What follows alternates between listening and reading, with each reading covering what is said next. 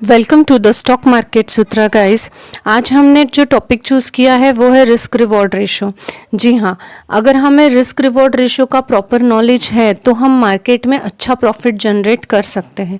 तो आइए हम जानते हैं what is the basic concept of risk reward ratio. देखिए, जब हम कोई भी चीज़ में जहाँ पे रिस्क कम होता है वहाँ पे हमें रिवॉर्ड भी कम ही मिलता है, और जहाँ पे हमने रिस्क ज़्यादा लिया वहाँ पे हमें रिवॉर्ड भी ज़्यादा मिलता है। फॉर एग्ज़ाम्पल अगर हम देखें तो जब हम बैंक की एफडीज़ बनाते हैं यानी फिक्स डिपॉजिट्स हम जब बनाते हैं तो हमें हार्डली 7% के रिटर्न्स मिलते हैं, क्योंकि वहाँ पे रिस्क कम होता है, इसीलिए हमें रिटर्न्स भी कम मिलते हैं। But at the same time जब हम इक्विटी मार्केट में यानी शेयर मार्केट में इन्वेस्ट करते हैं तो थोड़ा रिस्क ज़्यादा होता है, कंपेयर करें तो हमें रिवॉर्ड भी वहाँ ज़्यादा मिलता है। वहाँ पे हमें 40-50% ऑफ ईयर के रिटर्न मिलने के चांसेस है। डिपेंड करता है आपने किस तरह का इक्विटी चूज़ किया है उस पर। So this is the basic concept of life. Higher risk higher reward, lower risk and lower reward. आप यहाँ पे चार्ट पर भी देख सकते हैं, ये रिटर्न का सेक्शन है और यहाँ पे हमने एक रिस्क की लाइन रखी है।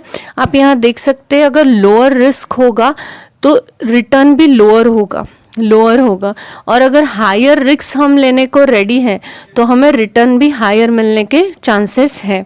तो अगर हम इसका एक डेफिनेशन देखा जाए, हम अगर रिस्क रिवॉर्ड रेशो का, तो वो ये है कि जो रिस्क रिवॉर्ड रेशो का फॉर्मूला है वो हमारे एक्सपेक्टेड गेन पे डिपेंड करता है। यानी हमने मार्केट में जितना इन्वेस्ट किया है उसके बदले हमें एक्सपेक्टेडली क्या गेन मिलेगा। जैसे कि बैंक एफडी में हमें एक्सपेक्टेड गेन पता है कि आफ्टर अ ईयर हमें वो 7% मिलने वाला है, वैसे ही इक्विटी मार्केट में भी ये है कि एक्सपेक्टेड गेन कितना मिलेगा। अब इसमें कंफ्यूज होने वाली बात नहीं है।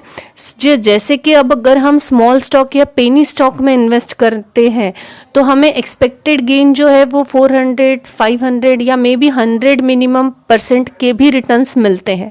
और वही कोई ब्लू चिप कंपनी होगी तो उसमें हमें पता है कि 10-20% या 40% मैक्सिमम हमें ईयर के रिटर्न मिलेंगे। अब यहाँ पर क्या हुआ है कि हमने जो स्मॉल कैप में या फिर पेनी स्टॉक में इन्वेस्ट किया है, हमें पता है कि ये स्टॉक जो है स्मॉल कैप या पेनी स्टॉक, ये चले तो चांद तक है वरना शाम तक है। यानी ये देंगे, बहुत अच्छे रिटर्न्स भी देंगे, बहुत अच्छी भी कंपनी चलेगी, या ये बंद भी हो सकती है। तो यहाँ हमने रिस्क ज़्यादा ले लिया और इस ज़्यादा रिस्क की वजह से हमें पता है कि हमें रिटर्न भी ईयर के बाद अच्छे मिलेंगे।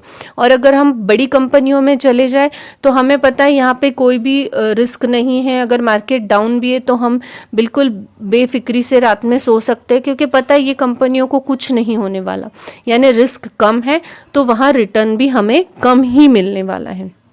अब हम ट्रेडिंग के व्यू से देखेंगे तो ट्रेडिंग के व्यू में आप यहाँ देख सकते हैं कि अगर हमें जो लॉन्ग का ट्रेड लेना है, जैसे आप जानते ही मार्केट इसी तरह वेव पैटर्न में चलता है, और वेव पैटर्न में आपको ये भी पता है कि एंट्री कहाँ से लेनी है और टारगेट क्या है और स्टॉप लॉस कहाँ रखना है। हम ये एक्सपेक्ट कर रहे हैं कि आपको ये पता है।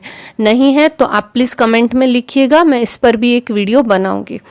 अब यहाँ पे हमने 95 पे अगर हमारा स्टॉप लॉस रखा है और हमने यहाँ एंट्री ले ली 100 पे और एक्सपेक्टेड हमारा टारगेट 120 था, यानी यहाँ पे हमने क्या किया, 100 पे एंट्री ली है। अगर हमने 100 रुपीज़ पे एंट्री ली है तो 5 रुपीज़ का हम लॉस बियर करने को रेडी है। 95 का हमने स्टॉप लॉस लगाया है और हमारा टारगेट अगर 120 का है, यानी हम 20 रुपीज़ अचीव करना चाहते हैं। ठीक है, यानी हम 20 रुपये कमाने के लिए 5 रुपये का हम लॉस बियर करने को रेडी है।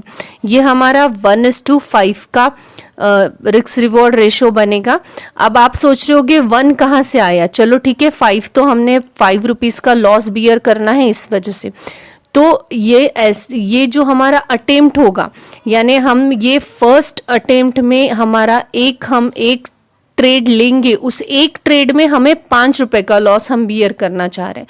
ठीक है, तो हमारा एक ट्रेड में 5 रुपए का लॉस बियर होने वाला है, इसीलिए 1:5 का रेशो। यानी हम जब लॉन्ग का ट्रेड लेंगे तो 95 का हमारा स्टॉप लॉस रखेंगे, 100 पे हम एंट्री लेंगे और 120 का हमारा टारगेट होगा। यानी 5 रुपीज़ का हम लॉस बियर करने को रेडी है 20 रुपीज़ कमाने के लिए एक ट्रेड में। अब एक ट्रेड में हम 5 रुपीज़ का लॉस ले रहे हैं, यानी 1:5 का हमारा रेशो है। अब जब हमने 100 पे एंट्री की और हम 110 पे पहुंच जाएंगे, हम यहाँ पे 110 पे हैं, तो हमें हमारा जो स्टॉप लॉस 95 था वो इमीडिएट ट्रेलिंग स्टॉप लॉस के थ्रू 100 कर लेना चाहिए। जब हमारा टारगेट हिट हो तो हमें हमारा स्टॉप लॉस और भी आगे करके हम और हमारा टारगेट भी आगे बढ़ा सकते हैं। तो ट्रेलिंग स्टॉप लॉस के साथ हमें ये चीज़ आगे भी करनी चाहिए। इसके लिए हम एक इस पर चार्ट पर समझते हैं। इसमें देखिए, हम जो रिस्क ले रहे हैं वो हमारा मनी लॉस जो होना चाहिए वो स्टॉप लॉस लगा देना। यानी हमने यहाँ पे 95 पे स्टॉप लॉस लगा दिया, यानी हम 100 में से सिर्फ 5 रुपए का हमारा नुकसान बियर करना चाहते। फिर सेकंड जो हमारा रिवॉर्ड है ये हमें अचीव करना है, टारगेट हमें अचीव करना है, उस हिसाब से हमें 120 तक हमें जाना है, इसीलिए हमने 100 पे एंट्री ली है। वो टारगेट पे हमें फिक्स रहना है। यानी अगर हमने हमारे एक ट्रेड में वो 5 रुपए का नुकसान हम लॉस बियर कर रहे हैं, यानी हमारा जो रिस्क रिवॉर्ड रेशो है 1:5 हुआ। यानी हम 5 रुपए का नुकसान बियर कर रहे हैं 120 कमाने के लिए एक ट्रेड में। अब हम एक दिन में एक ट्रेड नहीं लेते, बहुत बार हम 2 ट्रेड, 3 ट्रेड, 10 ट्रेड तक भी लेते हैं। तो अकॉर्डिंगली वो रेशो बनेगा। हम एक ट्रेड में कम से कम 5 रुपए का नुकसान बियर कर सकते हैं, ऐसा हमें रिस्क रिवॉर्ड करना चाहिए। यानी अगर हम एक ट्रेड लेंगे तो एक ट्रेड में हमें 100 रुपीज़ पे हमने एंट्री कर ली है, हमारा जो लॉस होगा ये हम 5 रुपए तक के बियर कर सकते हैं लॉस, और हमारा प्रॉफिट इसमें कम से कम 120 रुपीज़ का होना चाहिए। यानी हमने 100 इन्वेस्ट किए हैं, हमें 120 कमाना है, और अगर हमारा नुकसान हो भी जाता है तो हमें 95 पे एग्जिट ले लेना है।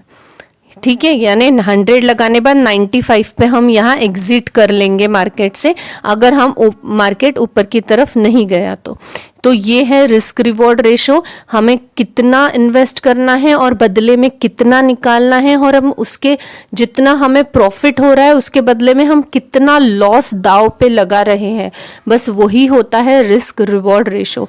हम अगर ज़्यादा से ज़्यादा रिस्क लेने को तैयार है तो हम डेफिनेटली रिवॉर्ड भी ज़्यादा पाएंगे। हमें कम से कम रिस्क लेना है तो हम रिवॉर्ड भी कम से कम ही एक्सपेक्ट कर सकते हैं। Thanks for watching guys. I hope आपको ये इन्फॉर्मेटिव लगी होगी।